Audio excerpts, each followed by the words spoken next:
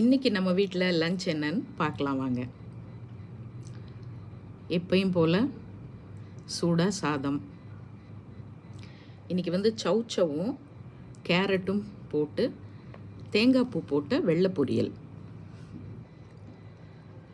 இந்த மாதிரி சௌச்சவ் கேரட் சேர்த்து பொரியல் பண்ணி பாருங்கள், ரொம்ப நல்லாயிருக்கும் டேஸ்ட்டு.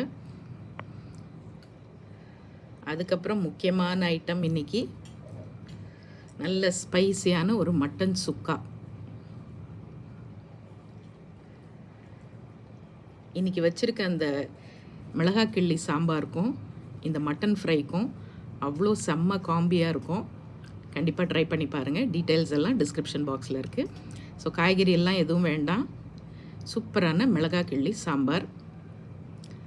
அப்புறம் 2 அப்பளமும் இருந்தால் ஒரு செம்ம மீலாக இருக்கும் இல்லையா? இதுதான் இன்றைக்கி லஞ்சு. டீட்டெயில்ஸ் எல்லாம் டிஸ்கிரிப்ஷன் பாக்ஸில் இருக்குது, அதுலேயும் ஒரு தடவை செக் பண்ணிக்கோங்க.